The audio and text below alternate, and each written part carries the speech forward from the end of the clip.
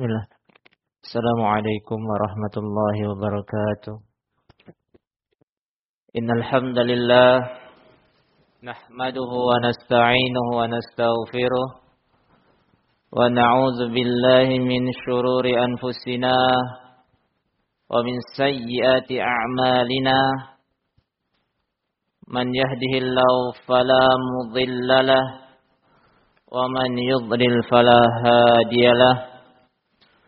Wa asyhadu an la ilaha illallah wahdahu la syarika lah wa asyhadu anna Muhammadan abduhu wa rasuluh. Amma ba'd. Ayyuhal ikhwah rahimani wa rahimakumullah. Alhamdulillah, segala puji bagi Allah Subhanahu wa taala yang selalu memberikan banyak kenikmatan kepada kita semua. Nikmat yang tidak bisa kita hitung satu persatu. Nikmat duniawi berupa kesehatan, waktu luang, mata yang sehat, anggota tubuh yang sempurna. Ini kenikmatan yang kadang-kadang kita tidak sadari ini kenikmatan. Bayangkan jika seseorang dibutakan oleh Allah Subhanahu wa taala. Untuk ke masjid ini aja susah. Untuk membaca Al-Qur'an susah. Untuk membaca kitab susah. Ini kenikmatannya besar. Baru satu anggota tubuh yang kita sebutkan. Masih banyak kenikmatan duniawi lainnya. Diberikan tempat tinggal yang nyaman, diberikan tetangga yang saleh dan salehah, yang tidak mengganggu kita, diberikan berbagai macam kenikmatan duniawi. Yang itu semua hendaknya kita syukuri. Belum lagi kenikmatan diniyah. Allah berikan keislaman, keimanan.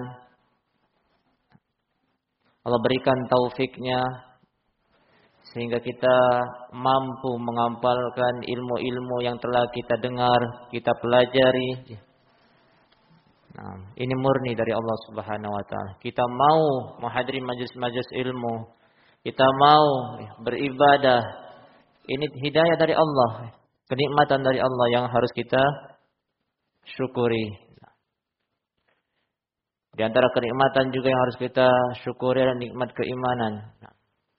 Karena iman adalah suatu anugerah yang Allah berikan kepada yang Allah kehendaki. Bisa kita lihat dalam surah Al-Hujurat, Allah Subhanahu wa taala berfirman, qalatil a'rabu amanna qul lam tu'minu walakin qulu aslamna walamma yadkhul imanu fi qulubikum. Berkata Arab-Arab Badui, kami telah beriman, kata mereka. Lalu Allah bantah, qul lam tu'minu, katakan wahai Nabi Muhammad kepada mereka, orang-orang Badui yang mengaku telah beriman, katakan kepada mereka, kalian belum beriman. Walakin qulu aslamna, akan tapi katakanlah kami telah masuk Islam. Kenapa walamma yadkhulul imanu fi qulubikum? Karena belum masuk keimanan ke kalbu-kalbu kalian. Keimanan adalah anugerah yang Allah berikan kepada siapa yang Allah kehendaki.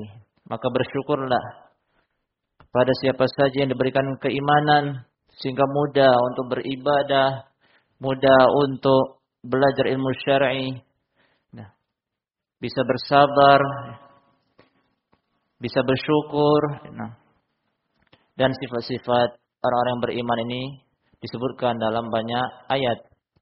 Bahkan ada surat khusus nama Al-Mu'minun, surat Al-Mu'minun. Di antara sifat yang Allah sebutkan dalam surat yang lain, yaitu orang-orang yang beriman itu idza tuliyat alaihim ayatuhu zadatum imanah. Jika dibacakan ayat-ayat Allah, bertambah keimanan mereka orang-orang yang beriman. Nah, kenapa? Karena orang yang memahami Al-Quran, maka imannya akan bertambah ketika membaca ayat-ayat tentang surga, neraka. Karena sebagaimana kata Ibnu Qayyim, Al-Quran kulluhu tauhid. Al-Quran itu isinya semuanya tauhid.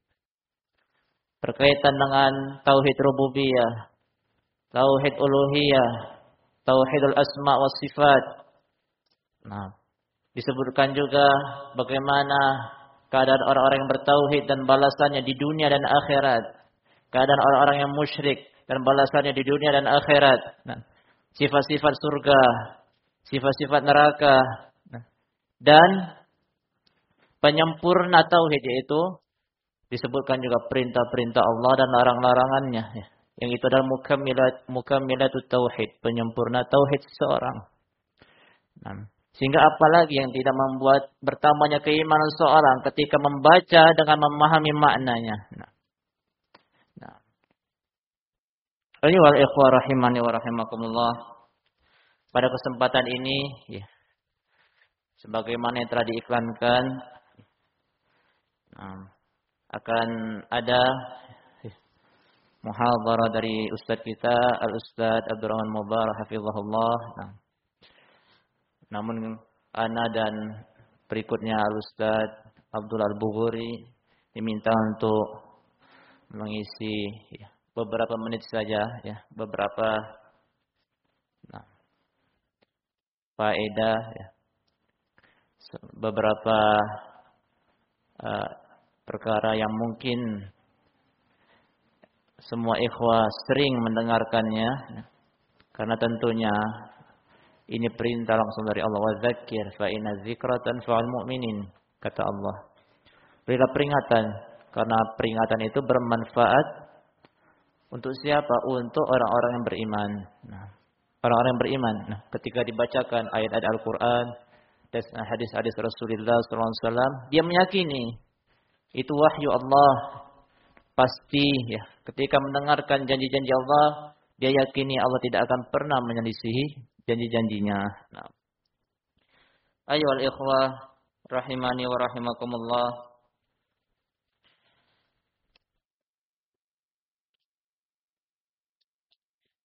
Sebagaimana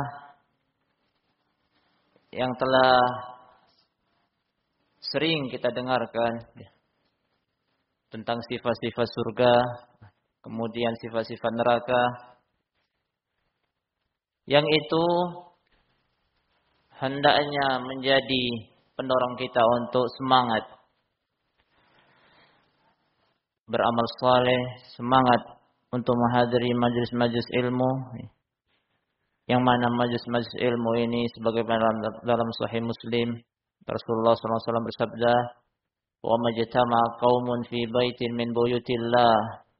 Tidak satu kaum berkumpul di dalam masjid dari masjid-masjid Allah, yatluna kitab Allah, mereka membaca kitab Allah, wa yatadarasuna bainahum, dan mempelajari kitab Allah, illa, maka disebutkan keutamaan mereka yang duduk bermajelis di dalam masjid-masjid Allah. Nazalat alaihimus sakinah, akan turun sakinah, ketenangan. Ketenangan yang hakiki, melebihi ketenangan seorang menikmati kenikmatan duniawi. Wa ghasyiyatuhumur rahmah, dan mereka dinaungi dengan rahmat Allah, diberikan rahmat Allah Subhanahu wa taala. Kata rahmat yang sering kita dengarkan, pada rahmat Allah ini sangat dibutuhkan seorang hamba untuk masuk surga. Bahkan Rasulullah SAW menyatakan bahwa beliau tidak bisa masuk surga kecuali dengan rahmat Allah. Amal-amal itu sebab saja. Sebagaimana kata ulama, kita beramal Itu sebab kita masuk. Adapun seorang bisa masuk surga itu dengan rahmat Allah Subhanahu wa taala. Dan orang yang bermajlis di majlis ilmu dijanjikan oleh Allah diberikan rahmat. Ini keutamaan besar. Muhaffathumul malaika, dan dikelilingi oleh para malaikat. Malaikat yang tidak bisa kita lihat, tapi pasti ada di sekeliling kita. Wa dzakarahumullahu fi man 'indah, dan Allah sebut satu persatu orang yang bermajlis ilmu dalam masjid di hadapan makhluknya di atas langit sana. Allah sebut satu persatu nama hamba-hambanya yang menghadiri majlis ilmu. Dan ayyuhal ikhwah rahimani wa rahimakumullah. Yang kita harapkan dari majelis ilmu ini adalah keutamaan-keutamaan ilmu seperti yang disebutkan tadi, dan masih banyak keutamaan lainnya yang disebutkan dalam Al-Quran dan hadis. Dan kita juga sering mendengarkan sabda Rasulullah sallallahu alaihi wasallam yang ini juga memotivasi kita untuk lebih semangat beramal saleh, yaitu sabda Rasulullah sallallahu alaihi wasallam yang diriwayatkan oleh Al-Imam Al-Bukhari dan Al-Imam Muslim. Rasulullah sallallahu alaihi wasallam bersabda, "Yatba'ul mayyita thalathatun." Ada 3 perkara yang akan mengikuti mayit atau jenazah ketika diantarkan ke liang lahatnya. Fayarji'u thnani wa yabqa wahid. 2 perkara akan kembali, sedangkan 1 akan tetap tinggal menemani mayit atau jenazah tersebut di alam kuburnya. Yatba'uhu ahluhu wa maluhu wa amaluhu.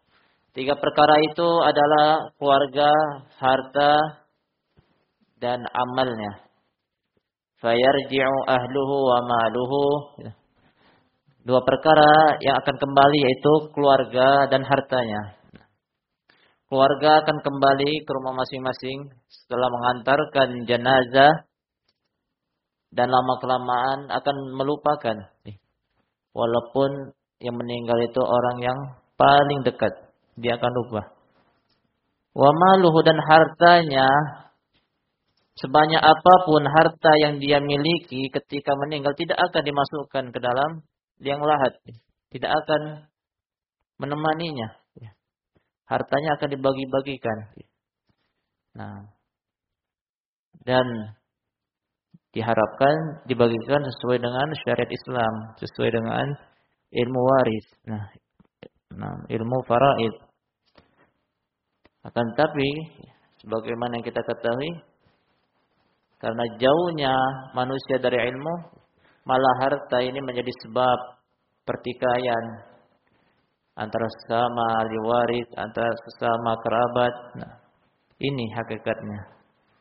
Harta sebanyak apapun tidak akan dibawa ke liang lahat. Yang akan menemaninya adalah wa yabqa amaluhu. Amalnya yang tersisa, amal yang akan menemani, sehingga hendaknya kita semangat untuk menghadiri majelis-majelis ilmu seperti ini, dan kita yakini hadirkan keutamaan-keutamaan menghadiri majelis ilmu, dan jangan pernah kita berpikir bahwa apa yang kita lakukan ini sia-sia. Nah, sebagaimana kata sebagian ulama, ketika ditanya seseorang yang merasa tidak mendapatkan faedah menuntut ilmu syar'i, padahal sudah bertahun-tahun menuntut ilmu syar'i, maka dijelaskan bahwa menuntut ilmu ini ibadah. Menuntut ilmu ini ibadah. Sebagaimana salat, kita tidak boleh dan tidak ada mungkin yang menyesali dia pernah salat. Begitu juga menuntut ilmu syar'i. Nah, sehingga menuntut ilmu syar'i adalah ibadah yang agung yang dengannya seseorang akan mendapatkan keutamaan yang begitu banyaknya, sehingga hendaklah kita selalu bersabar untuk duduk di majelis ilmu, mendengarkan Al-Quran dan hadis, yang itu adalah warisan Nabi kita Muhammad sallallahu alaihi wasallam. Warisan. Ayyuhal ikhwah rahimani wa rahimakumullah. Dan juga mengingatkan bahwasanya surga yang Allah janjikan itu memiliki kenikmatan yang luar biasa. Allah Subhanahu wa taala berfirman dalam surah Az-Zukhruf, kata Allah Subhanahu wa taala berfirman, "Wa fiha ma tashtahihil anfusu wa talazzul a'yun wa antum fiha khalidun." Di dalam surga terdapat apa yang diinginkan oleh jiwa, apa saja, dari makanan, minuman, pakaian, pasangan. Tidak ada di sana keletihan lagi. Dan di dalam surga terdapat segala apa yang sedap dipandang mata. Wa talazzul a'yun. Wa antum fiha khalidun, dan kalian berada dalam surga kekal selama-lamanya. Begitu juga dalam surat Fussilat, Allah Subhanahu wa taala berfirman, "Walakum fiha ma tashtahi anfusukum walakum fiha ma tad'un." Bagi kalian, wahai penduduk surga, apa yang diinginkan oleh jiwa-jiwa kalian, sebagaimana yang telah disebutkan, semua yang diinginkan oleh seorang hamba di surga nanti, dari kenikmatan-kenikmatan, dari seluruh yang disenangi oleh jiwa, itu langsung dia dapatkan. Walakum fiha ma tad'un, dan kalian memperoleh apa yang kalian minta, yang diminta langsung didapatkan di surga. Nah, ini kenikmatan surga yang luar biasa. Oleh sebab itu, Allah Subhanahu wa taala dalam surat Ali Imran ayat 133 memerintahkan hamba-hambanya dengan firman-Nya, "Wasari'u ila maghfiratin mir rabbikum." Bersegeralah, kata Allah, bersegeralah. Yakni jangan lambat, jangan menunda-nunda. Ila maghfiratin mir rabbikum, untuk memperoleh ampunan Rabb kalian.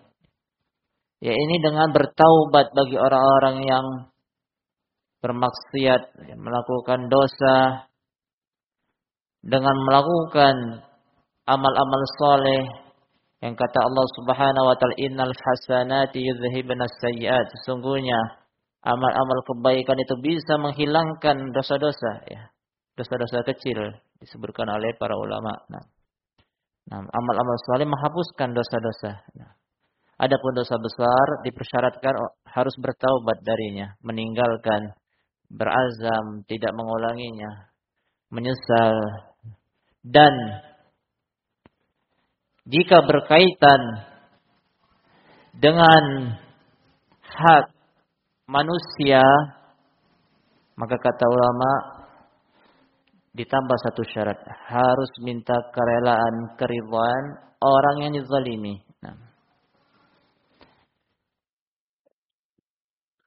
Dan jangan dipikirkan bahwa menzalimi seseorang itu hanya dengan melukai dengan merampas. Ini bentuk kezaliman yang harus dijauhi. Yang seorang harus bertaubat darinya, harus mengembalikan hak orang lain, ya. Dan yang perlu sering kita saling mengingatkan. Kenapa? Karena ini perkara yang besar tapi sering kita lupakan, yaitu menzalimi orang dengan merusak kehormatannya, ya. Merusak nama baiknya. Maka segeralah minta kerelaan orang yang dighibai, yang diadu domba, yang dua dosa ini dosa besar. Bahkan kata ulama menjelaskan, ya, ketika menjelaskan tentang ghibah, ya, ghibah disebutkan dalam Al-Quran seperti memakan bangkai saudara, ya, saudaranya. Ketika menyebutkan pembahasan ghibah, ada beberapa perkara yang dikecualikan, ya. Maknanya pada asalnya ghibah ini dosa besar, diharamkan, ya. Ya. Menyebut cacat kekurangan saudaranya, zikru akhaka bima yakrah, menyebut, ya, kekurangan cacat saudaranya ketika orangnya tidak ada. Dan dikecualikan oleh para ulama pada beberapa keadaan. Yang pertama seperti tazallum, ya. Ketika seorang dizalimi kemudian dia melapor ke orang yang bisa menghentikan kezalimannya. Yang kedua, al-isti'anah ala taghyiril munkar. Meminta tolong orang lain untuk mengingkari kemungkaran dan mencegah orang lain melakukan kemaksiatan. Yang ketiga, al-istifta, meminta fatwa, menyebutkan ke mufti kekurangan atau cacat orang lain yang menzalimi agar bisa terbebas dari kezaliman. Yang keempat, tahdzirul muslimin min syarrihi kajarhil majruhin, memperingati kaum muslimin dari kejelekan seseorang. Nah, termasuk mentahdzir mubtadi', mentahdzir orang-orang yang terang-terangan bermaksiat, ya, agar orang lain tidak terkena dampaknya. Kemudian yang kelima disebutkan di sini an yakuna mujahiran bi fisqihi, ya. Ketika ada orang yang terang-terangan melakukan kemaksiatan, ya, terang-terangan, atau melakukan kebid'ahan, maka diperbolehkan, ya, untuk menyebutkan ini, menyebutkan keadaan orang yang terang-terangan melakukan kemaksiatan, kebid'ahan. Dan yang keenam, keadaan yang boleh seorang itu menyebutkan kekurangan atau cacat seorang itu indah ta'rif, ya, ketika seorang itu dikenal memang dengan cacatnya, seperti ulama seperti Al-A'mash, ya. Salah satu ulama yang disebut dengan Al-A'mash yang salah satu matanya, ya, cacat, atau Al-A'ma, ya. Ada ulama yang dikenal dengan Al-A'ma yang matanya buta, atau Al-A'raj, ada ulama yang dikenal dengan Al-A'raj, ya, karena memiliki cacat pincang, ya, dikenal memang dengan sifat ini. Nah, maka kata ulama selain ini, ya, maka pada asalnya ghibah itu diharamkan. Nah, dosa besar, ya. Dosa besar yang hendaknya seorang menjauhinya. Nah, hendaknya seorang menjauhinya.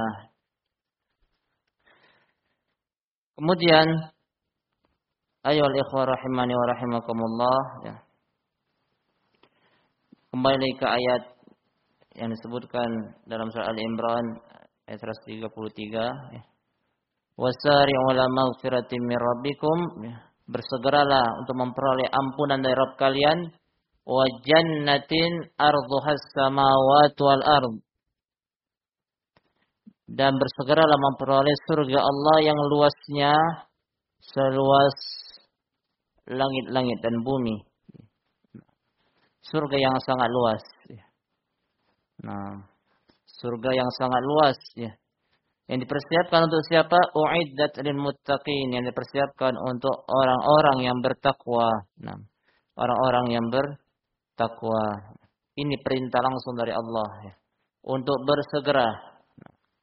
Dan sebagaimana yang kita ketahui, kita pelajari dalam kaidah usul, ya, bahwa al-amr yaqtadil wujub, ya, bahwa perintah yang disebutkan dalam Al-Qur'an atau hadis-hadis Rasulullah sallallahu alaihi wasallam itu menunjukkan, ya, bahwa perintah itu wajib, ya. Sampai ada dalil yang memalingkan ke hukum yang lain. Wajib kita untuk bersegera. Karena kita tidak mengetahui kapan ajal kita datang. Bersegeralah. Terutama pada perkara-perkara tadi, ya. Perkara-perkara yang wajib kita lakukan. Perkara-perkara yang diharamkan oleh Allah harus ditinggalkan. Dan kezaliman kepada orang lain hendaknya segera kita kembalikan, minta keridhaannya, karena sungguhnya kezaliman jika tidak diselesaikan di dunia, ya, sebagaimana dalam dalil-dalil yang sahih, ya, maka akan diselesaikan di akhirat nanti. Selesaikan di akhirat nanti. Sebagaimana dalam hadis yang panjang, kebaikan-kebaikan orang yang zalimi akan diberikan kepada orang-orang yang terzalimi. Dan jika tidak ada kebaikan, maka kejelekan atau dosa orang yang terzalimi akan diberikan kepada orang-orang yang menzalimi. Nah, ini perkara yang besar. Nah, yang dilakukan lisan kita akan tapi dosanya besar, ya. Dan banyak wal'iyadzubillah orang yang tidak berhati-hati, ya. Tidak berhati-hati dalam perkara ini. Nah, padahal jelas, ya, ini adalah perkara dosa besar yang kita harus berhati-hati, ya. Tapi tetap, ya, melihat tadi pengecualian oleh para ulama. Nah, tetap kita memperingati umat dari kebid'ahan, dari orang-orang yang menyimpang. Dan tapi juga hati-hati dari lisan kita ini. Jangan bermudah-mudah, ya, melakukan ghibah, ya. Melakukan ghibah, melakukan namimah, ya, mengadu domba, ya. Yang itu dosa besar pula, yang menyebabkan dua orang bertengkar, ya. Dan lebih parah lagi, menyebabkan misalnya dua kabilah bertengkar, yang lebih besar lagi menyebabkan dua negara, ya, ya, berperang misalnya. Sehingga dosa besar ini yang disebabkan lisan, hendaknya kita berhati-hati, ya, hendaknya kita berhati-hati darinya. Ya. Oleh sebab itu Rasulullah sallallahu alaihi wasallam bersabda dalam hadis yang diriwayatkan oleh Al-Imam Al-Bukhari dan Al-Imam Muslim. Kata Rasulullah sallallahu alaihi wasallam, "Al-muslimu man salimal muslimuna min lisanihi wa yadihi." Seorang muslim yang sejati, yang hakiki, yang mana kaum muslimin lain, ya, selamat dari kejelekan lisan dan tangannya, ya. Maknanya seorang muslim yang hakiki itu tidak menzalimi muslim yang lainnya dengan lisan, ya. Di sini sebutkan min lisani. Jadi lisan itu benar-benar bisa menzalimi orang lain. Nah, bahkan lebih tajam kata orang. Dan juga seorang muslimin tidak menzalimi dengan tangannya. Kenapa? Karena orang muslim, ya, orang yang mukmin, dia takut dengan ancaman-ancaman Allah yang disabdakan oleh Rasulullah sallallahu alaihi wasallam. Nah, dalam hadis yang sahih, nah, yang diriwayatkan oleh At-Tirmizi dan Ibnu Majah dan dihasankan oleh Asy-Syaikh Al-Albani rahimahullah dalam Sahih Al-Jami' As-Shaghir wa Ziyadati nomor 6372. Rasulullah sallallahu alaihi wasallam bersabda, "Man darallahu bihi." Barang siapa yang memudaratkan orang lain, menzalimi orang lain, darallahu bihi, maka Allah akan balas. Ya. Allah akan balas orang yang memudaratkan orang lain. Ya. Di dunia dan di akhirat. Nah, Allah akan balas. Nah. Wa man syaqallahu alaihi. Dan barang siapa yang menyusahkan orang lain, maka Allah akan persusah urusannya. Ini sabda Rasulullah sallallahu alaihi wasallam. Ya. Ini ancaman yang sangat berat, ya. Siapa yang memudaratkan, menzalimi orang lain, ya, akan disegerakan, ya. Allah akan balas, ya, kemudaratan atau kezalimannya. Allah yang membalas, ya. Dan barang siapa yang menyusahkan orang lain, ya, maka Allah akan balas juga, ya. Langsung Allah balas, ya. Nah, sebagaimana kata Syekh Abdurrahman bin Nasir As-Sa'di menjelaskan hadis ini, ya. Annal jaza min jinsil amal fil khairi wa syarr, ya. Bahwa balasan itu sesuai dengan, ya, sebanding dengan apa yang dia lakukan. Jika dia menzalimi orang lain, maka Allah akan balas dengan yang setimpal, ya. Begitu juga jika seorang melakukan kebaikan, ya, Allah akan balas kebaikannya. Sebagaimana dalam hadis-hadis yang sangat banyak. Nah, bahkan disebutkan oleh Syekh Abdurrahman bin Nasir As-Sa'di rahimahullah menjelaskan hadis ini, wa min hadza as-sukhriya bil khalq, ya.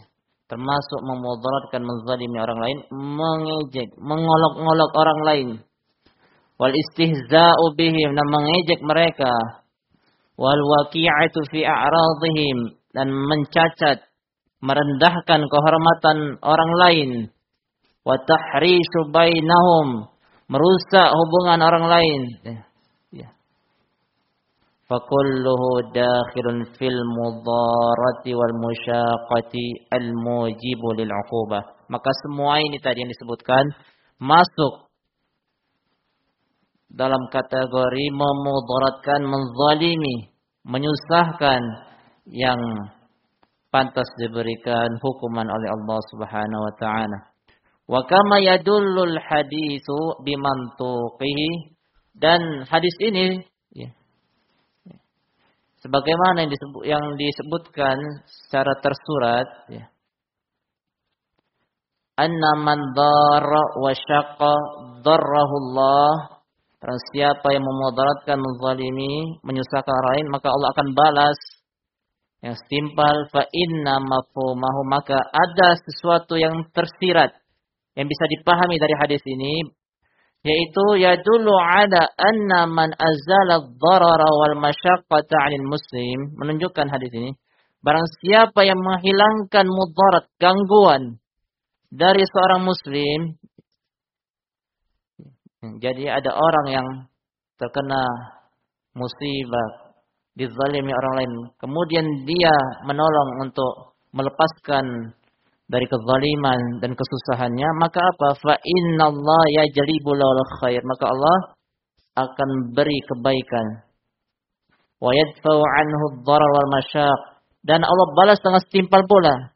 Allah beri orang yang membantu temannya, membantu saudaranya untuk menghilangkan kesusahan, Allah akan hilangkan juga kesusahan darinya. Jazaan wifaqa, sebagai balasan yang setimpal dari Allah.